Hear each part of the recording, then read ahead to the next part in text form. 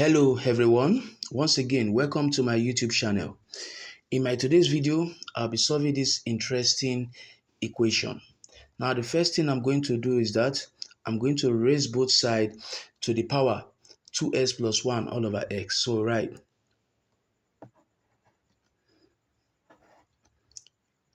36 minus 3 raised to the power of 3x minus 1 all over x, close bracket,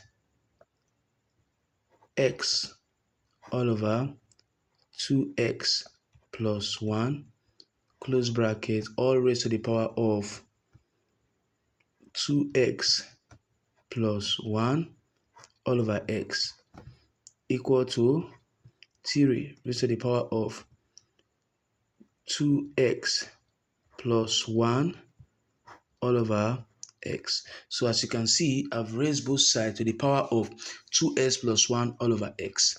Now, this power will multiply this power. So we're now left with 36 minus 3 raised to the power of 3x minus 1 all over x. That's this power multiply this power. Then all equal to 3 raised to the power of 2x plus 1 all over x. Now I can write again as this 36, I'll write it again.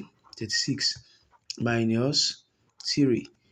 I can write this expression as 3x all over x. I'll put it in a bracket, this power, minus 1 all over x. Also close the bracket, then all equal to, here the same thing, 3 raised to the power, open a bracket, here will be 2x all over x plus 1 all over x, then close my bracket. Then again we'll continue. This is 36. So write 36 minus 3. Now s will divide x here, so we are now left with 3 here minus 1 all over x, close our bracket, all equal to 3 again, open bracket, s will divide s here, we are left with what? 2 plus 1 all over x, then we close our bracket. Then the next thing I'll do, I will say that let 1 over x, that is this 1 over x, be equal to p. So I will rewrite this again now. We say 36 minus 3 raised to the power of 3 minus p. 1 over x is p. Close my bracket, all equal to 3, open bracket, 2 plus 1 over s is what? P. Close our bracket. Then we continue again with our 36.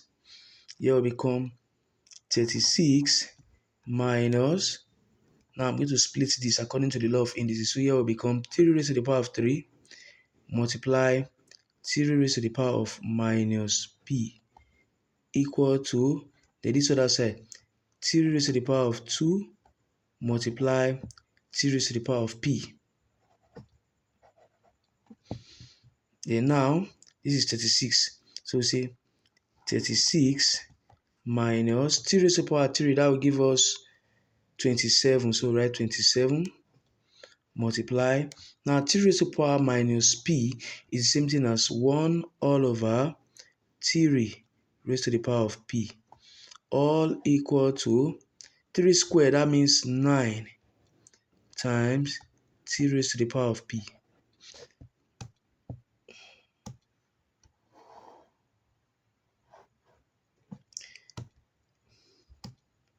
Then we are going to continue.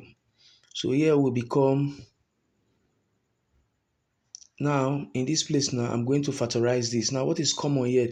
The value common here is 9. So I can say 9, open bracket, 36 divided by 9, that will be 4, minus 27 divided by 9, that will be what?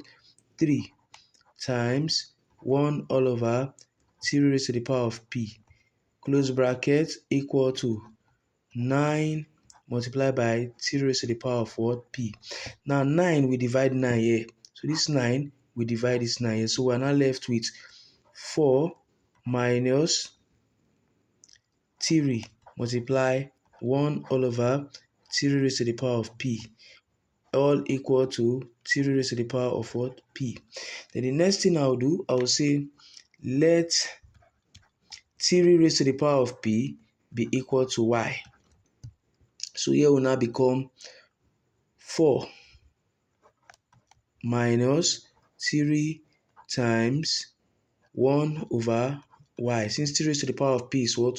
Y. Equal to Y. 3 raised to the power of P is what? Y. So this now will become 4 minus 3 multiply 1, that's 3. So here will become 3 times 1, that's what? 3 all over Y equal to what? Y. Now I'm going to multiply everything here with what? Y. So if we multiply 4 with Y, if we multiply 4 with Y, we are going to get 4Y. Multiply 3 over Y with Y, we are going to get minus 3. Then multiply Y with Y, we are going to get what? Y squared. Then now, on rearranging this, now I'm going to get Y squared minus 4Y plus 3 equal to 0. This is a quadratic equation. So this is a quadratic equation. So now let's solve our quadratic equation. So now in solving our quadratic equation, we'll say y square minus 3y minus y plus 3 equal to 0. Now let's factorize. Y is common between these two, so I will say take y, open our bracket, y squared divided by y, that will give us what? Y.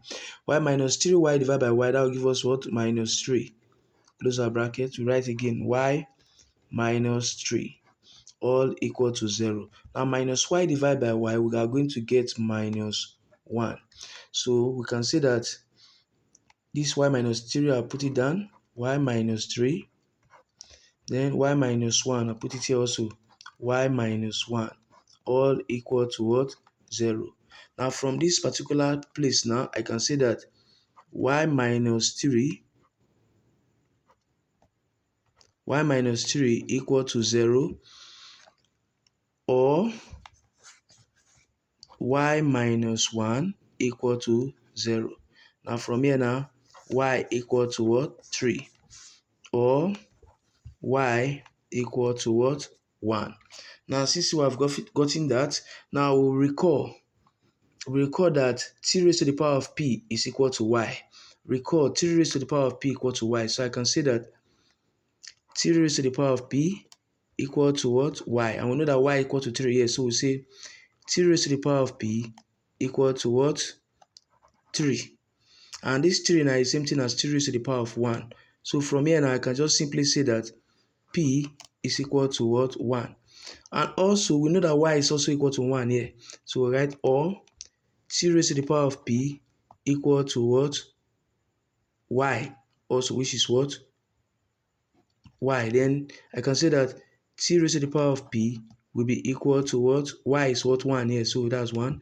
Then we have again 3 raised to the power of p will be equal to 3 raised to the power of 0. Because 3 raised to the power of 0 give us 1.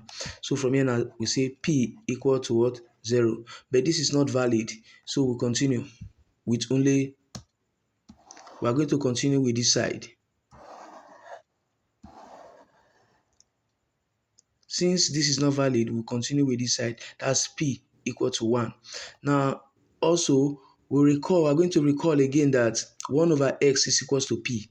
We recall that 1 over x is equal to p. So we say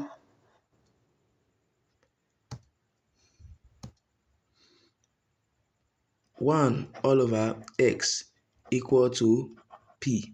Then from here, we know that 1 over x, we're only going to be using this value for p. This one is not valid. So we say 1 over x is equal to what? P is what? 1. So we say 1 over x equal to what? 1.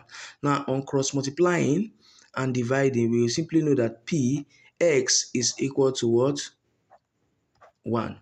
Thanks for watching. Please subscribe to my YouTube channel.